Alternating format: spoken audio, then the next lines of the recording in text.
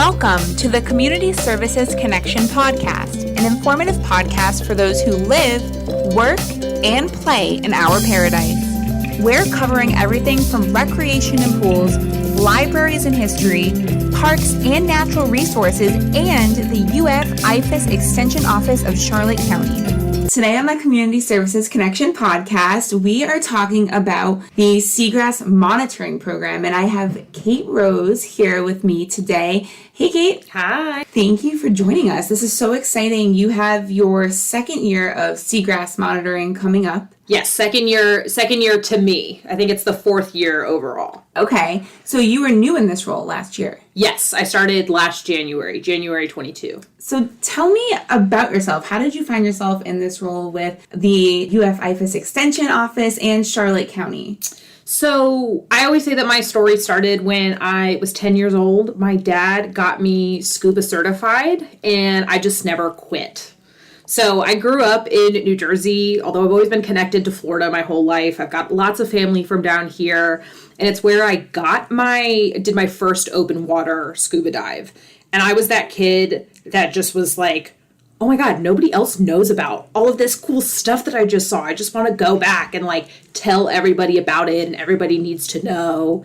And that kind of spun into this love of science, and then also the science communication aspect, and making sure that people were aware doing this really cool stuff, but then also making sure that people were aware and it was making its way to the end users and people were engaging with it, because I think it's far more cool than it is scary. So did you always know that you wanted to work not just on the water, but in the water?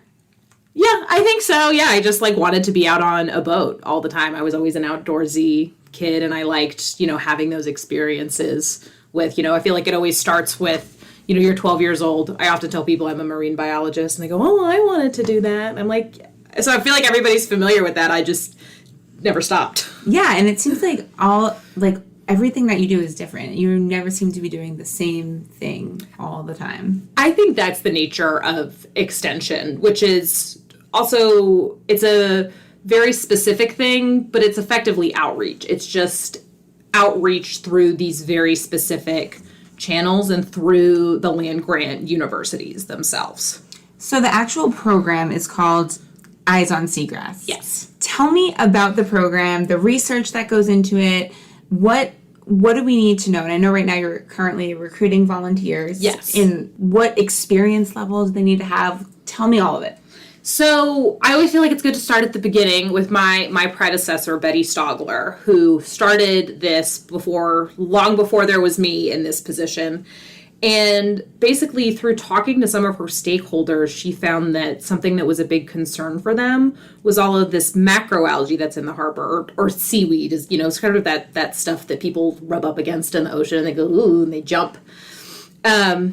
And that has a really interesting relationship with our seagrass. It is more efficient at growing and taking up nutrients in the water column than seagrass is. So it often will grow larger and it shades out the seagrass. And seagrass is a plant, so it needs light. And so I think we've been starting to see some really drastic seagrass losses in Charlotte Harbor and Lemon Bay, so sort of the confines of our county. But also it's happening all over the world. Seagrass is sort of having these losses, and that algae is a big portion of that.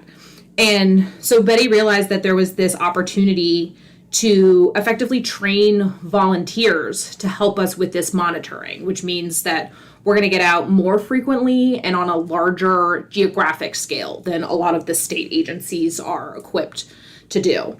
And it's fun. It's a day on the water. So we do ask that volunteers try to form their own teams. We do not recommend doing this activity alone. We ask that they provide transportation to their site out on the water. There's sort of these predefined sites, but some people go by boat, and it's a boat, a day that they would already be spending on the water, but they get to have a little fun and structure and do things to help their local environment. This information that we collect goes towards generating some of these health assessments and sort of inform how our environment is doing. So it's a fun day on the water. You're collecting information. And so I mentioned boating, but, we also have tons of kayakers and people that wade from shore. So I would suggest that if you're somebody who likes being on the water and aren't afraid of, getting your hands just a little bit dirty, it's not a super labor-intensive process, that this would be a good activity for you. It sounds like a lot of fun. And is it just a one-day commitment when you sign up to volunteer, or is there multiple days? So I think that sort of depends on how involved you'd like to be. So the way that the program is structured, we do sampling events twice a year. We have a training beforehand, which we ask new volunteers to come to, although this year we just spent yesterday filming some training videos, so hopefully that'll provide a good online option for folks if they can't make those training dates. And then you can decide how many sites you want to take on, and we give everybody a 2-week window to go visit their site. So you only have to visit the sites that you've decided to take on once within that window. So we say, about 3 sites would fill a day. Some people only take on 1. They just want to spend a couple hours and be done. Some people like to spend the whole day. There's some groups that take on 8 and they make they go out multiple days and just make a fun day of it. But I think you could sort of make it what you want. Yeah. What would you recommend for a first timer? First timer, sort of depending, again, I think it sort of depends on your skill level on the boat, your comfort in the water. Also something as simple as the weather. On the day you plan to go out, it might not be a day you want to be out on the water super long. But I would say, if you're really excited, 2 to 3. If you just want to try it out once, spend your morning doing it, maybe just 1 site.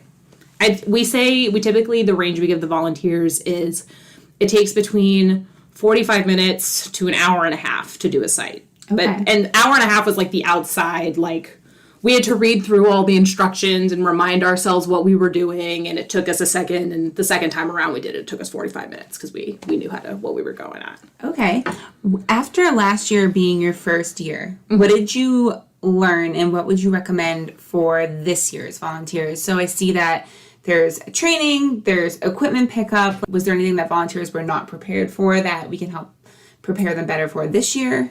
So that's interesting because I think that we have been making a lot of efforts on our side to make things. So last year was my first year with the program, and it was developed with a scientific basis and methodology in mind, which is sometimes not super conducive to Joe Schmo who wants to wander in off the street and help. So I think we are doing a lot on our side to, of course, maintain the integrity of the information that we're collecting, but also, make it easier and funner for volunteers, because that's how we get people to stick around, and that's how we get good data. What kind of equipment will volunteers be using, and do they need to bring their own, or do you provide it? So, like I said, we ask people to get themselves to the site, and we ask people to provide their own snorkeling equipment. Some of the sites are in depths where fins you might want, but some of them you could just walk around as well. But masks and snorkel are probably a really, really good idea, as well as all the normal stuff you would bring on a boat, sun protection, water.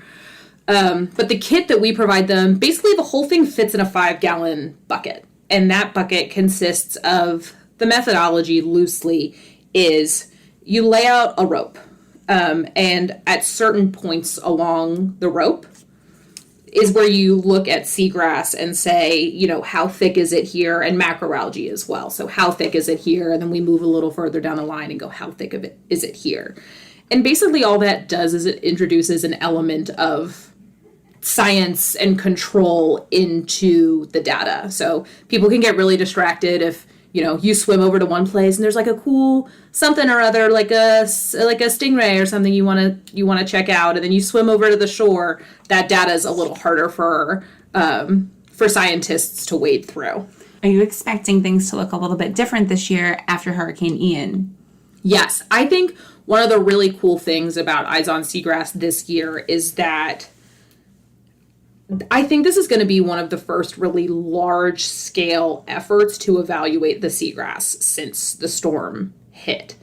I think you go through the phases of hurricane recovery. Of course, first is, human property and life. And then, we had a lot of issues with people were concerned about being in the water. And then it gets cold. So it's then there's less access to doing that. There is agencies like FWC that are out all the time, like, in all kinds of weather. So I think this will be the first, large scale dedicated effort to surveying seagrasses since Ian. Really cool. Well, I can't wait to see the results. Yeah, thanks. What do you do with all of the data after? So the cool thing is that our data set integrates into the methods that the Department of Environmental Protection uses. So they have their time of year that they go out sampling. They go once in the fall, and we go in the summer and in the spring. So we're going at different times than they are.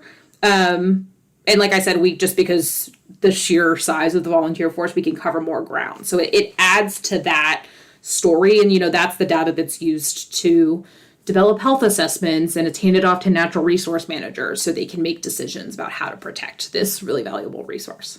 Awesome. Well, it sounds like you've got a great handle on putting this all together. Yeah, I'm really excited to see the findings. Let's talk about training. I know there is training registration available online. You said there would be videos as well. Where will those videos be available, and where can folks learn more about volunteering if they're interested? Yes, so on our Charlotte County Extension website, if you Google IFAS, that's IFAS, the Institute of Food and Agricultural Sciences, IFAS Charlotte County, that's our website for this whole office. And then under the menu, there is a Sea Grant option, and under there is an Eyes on Seagrass page. So, easy to find. Easy to find. We Google it all the time. I wish I could recite the URL here, but even I don't know it because I just Googled it. So that's where the training videos will be there, and registration. Yes, registration, yes. Kate, good luck with this experiment with Eyes on Seagrass this year, and we look forward to having you on the podcast again, maybe to talk about the results and how it went. We'll check back with you in the summer. Yeah, I would love to do that.